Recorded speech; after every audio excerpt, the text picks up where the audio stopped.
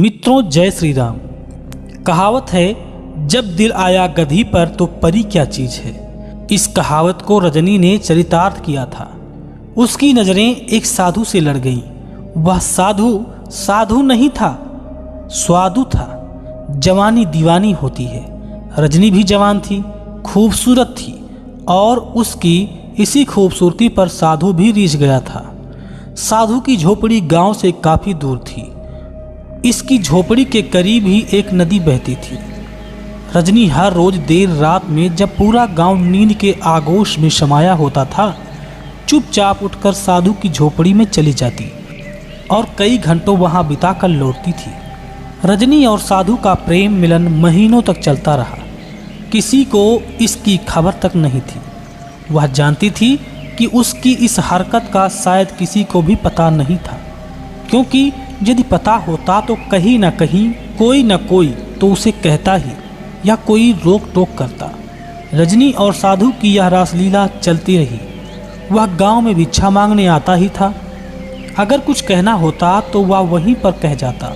उसका खाना वह स्वयं ले जाया करती थी और उसे स्वयं हाथों से खिलाती भी थी।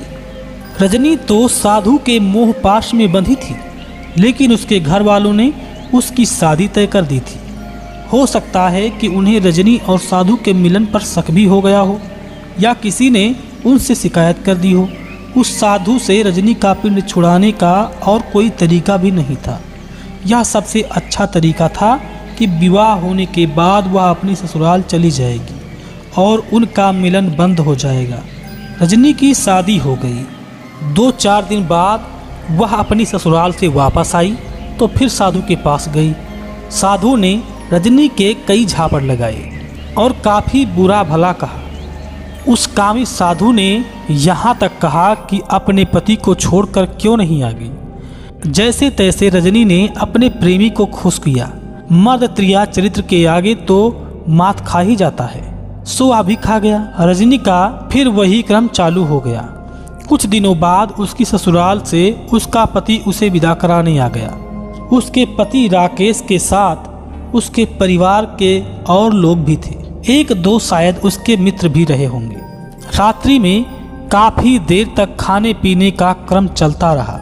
रजनी को रात में 12 बजे के बाद समय मिला। तब वह अपने प्रेमी का खाना लेकर चल दी। जब वह घर से बाहर जा रही थी, उस समय उसका पति राकेश जाग रहा था। उसने जब किसी को अर्धरात्रि के समय में जाते देखा तो उसे आश्चर्य हुआ और वह भी उठकर उसके पीछे चल दिया। रजनी काफ़ी तेज चाल चलती हुई उस साधु की झोपड़ी पर पहुंची। रजनी ने खाना रख दिया। तू अब तक कहाँ थी? मैं भूखा मर रहा था।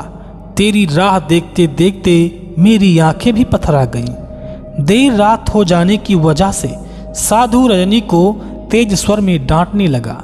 रजनी ने कहा, आज मेरी ससुराल वाले मुझे लिवाने आए हैं, इसी वजह से देर हो गई। साधु ने उसे 2-3 झापड़ और रसीद किए और कहा, तू तो चली जाएगी, उसके बाद मेरा क्या होगा? बोल, क्या बात है?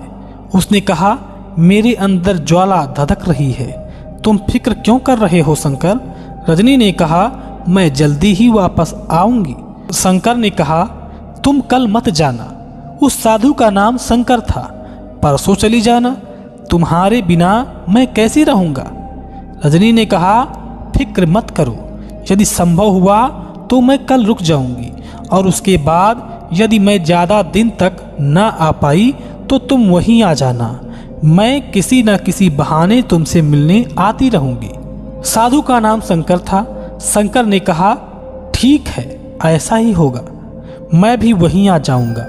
फिर तुम्हें यहाँ नहीं आना पड़ेगा और हमारा मिलन होता रहेगा। राकेश झोपड़ी के पीछे खड़ा हुआ सारी बातें सुन रहा था, सब देख रहा था। उसकी आंखों में खून उतर आया। उसके जी में आ रहा था कि उसी समय उन दोनों को जान से मार दे, मगर ना जाने क्या सोचकर वहां से वह चला गया और आकर चुपचाप अपने बिस्तर पर लेट गया। दूसरे दिन राकेश ने जानबूझकर जाने का प्रोग्राम कैंसिल कर दिया।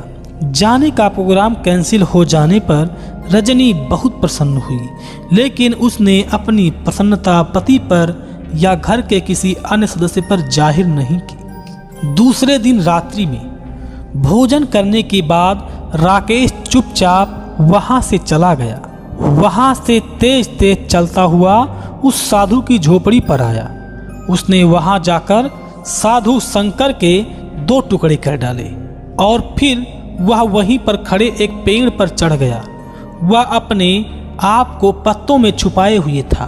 करीब 1 घंटे बाद उसकी पत्नी रजनी वहां आ गई। वह एक हाथ में थाल में शंकर के लिए भोजन लिए हुई थी। उसने दुल्हन की तरह श्रृंगार कर रखा था। रजनी शंकर की झोपड़ी में पहुंची। उसने वहां जाकर शंकर के 2 टुकड़े देखे।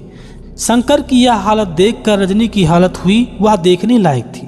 उसने वहीं पास में पड़ा हुआ गणासा उठा लिया था और नदी किनारे पर इधर से उधर दौड़ती फिर रही थी। निश्चित था कि यदि शंकर को कत्ल करने वाला उसे मिल जाता तो वह उसके टुकड़े टुकड़े कर डालती। प्रेम और विरह की अग्नि ने उसके तन बदन में आग लगा रखी थी। उसने नदी के किनारे पर इधर से उधर कई चक्कर काटे और जब कोई नजर नहीं आया तो गणासे को वहीं पर डालकर लकड़ियां इकट्ठी करने लगी। कुछ लकड़ियां तो उसकी झोपड़ी में थीं, कुछ और इकट्ठी की और फिर उसके सिर को धड़ से जोड़कर उसने झोपड़ी का फूस नीचे गिराया और धुएं की आग से उसमें आग लगा दी। शंकर की चिता जलने लगी। जब चिता खूब धूं धूं कर कर जलने लगी तो वह थके से कदमों से अपने घर की ओर चल दी। उसके जाने के बाद राकेश पेड़ से नीचे उतरा और वापस चल दिया। वह आकर अपने बिस्तर पर लेट गया। कुछ देर बाद नींद ने उसे अपनी आगोश में ले लिया। रजनी भी आकर अपनी चारपाई पर लेट गई। वह पूरी रात तक मिनट को भी ना सो सकी। वह अपने प्रेमी साधु शंकर की याद में पूरी रात आंसू बहाती रही। सुबह उठकर प्रतिदिन के आवश्यक कार्यों से निवृत्त होकर तैयार हो गई अपनी ससुराल जाने के लिए। यह सत्य है कि नारी का हृदय भी सागर की तरह विशाल और गहरा होता है। उसमें ना जाने क्या क्या समा जाता है। सुबह उसके चेहरे पर रात की घटना की जरा सी भी परछाई नहीं थी। चेहरे पर किसी तरह की कोई सिकन नहीं थी। राकेश ने भी कमाल का काम किया था। उसने रात की घटना का किसी से कोई जिक्र नहीं किया। वह अपनी पत्नी को विदा कराकर ले आया था। उसने शायद यह सोचकर अपनी पत्नी रजनी को माफ कर दिया कि जीवन में गलती किससे नहीं होती। गलती को यदि माफ ना किया जाए तो गलती करने वाला गलती और भी करता चला जाता है। शायद राकेश ने रजनी को इसलिए माफ कर दिया होगा क्योंकि उसने उसका काम ही तमाम कर दिया था और अब पत्नी द्वारा किसी भी तरह की हरकत करने का कोई चांस नहीं था। इस कहानी को एक तोता और मैना सुना रहे हैं। मैना बोली, हाँ तोते, देख लिया मर्द कितने दरिया दिल और क्षमा करने वाले होते हैं। उसने उस औरत को भी माफ कर दिया जिसे उसने गैर की बाहों में देख लिया था, जिसे वह जानता था कि वह बदचलन है, तब भी माफ कर दिया। तो क्या हुआ? मैना ने कहा, उसने तो उसके प्रेमी को जान से मार दिया था। खैर, तोता बोला, राकेश रजनी को अपने घर ले आया। वह उससे उसी तरह ईमानदारी से प्रेम करता रहा जैसे कि लोग अपनी पत्नियों से प्यार करते हैं। काफी समय बीत गया, उसके मध्य किसी किस्म की कोई बात नहीं हुई। वे दोनों ही अपनी अपनी ड्यूटी निभाते रहे। मगर एक दिन रात में राकेश और रजनी दोनों बाहर बैठे हुए थे। राकेश भोजन कर रहा था। राकेश ने रजनी को संबोधित करते हुए कहा, रजनी जरा एक गिलास पानी ले आना। अंदर कैसे आऊं? डर लगता है। उसकी बात सुनकर राकेश को हंसी आ गई।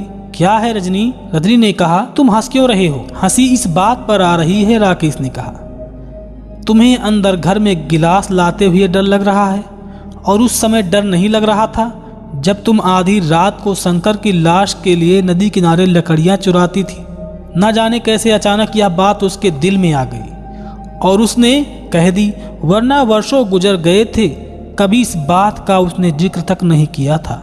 और तो और उससे कभी यह भी नहीं पूछा था कि उसने कभी किसी से प्यार भी किया था या नहीं। राकेश के मुंह से इस बात को सुनते ही रजनी की आंखें मसाल की तरह जल उठी। वहीं थोड़ी दूरी पर गणासा रखा हुआ था। उसने लपक कर उसे उठा लिया और अपनी पूरी शक्ति से राकेश पर वार कर दिया। राकेश एकदम सतर्क हो गया था। वह चारपाई से कूदकर एक तरफ खड़ा हो गया। रजनी ने इतनी जोर से गणासे का वार किया था कि चारपाई की पाटी कट गई। उसने राकेश पर कई वार किए। राकेश को अपनी भूल का एहसास हुआ। वह सोच रहा था कि उसने यह सब कहकर बड़ी भूल कर दी है, मगर अब क्या हो सकता था। तीर तो कमान से निकल चुका था। उसने बार बार उससे कहा, रजनी होश में आओ, गुस्से को थूक दो। तुम्हें परेशान करने या बेइज्जत करने का मेरा कोई इरादा नहीं था। तुम खुद सोचो, कितने वर्ष हो गए, आज तक मैंने इस विषय में कोई जिक्र नहीं किया।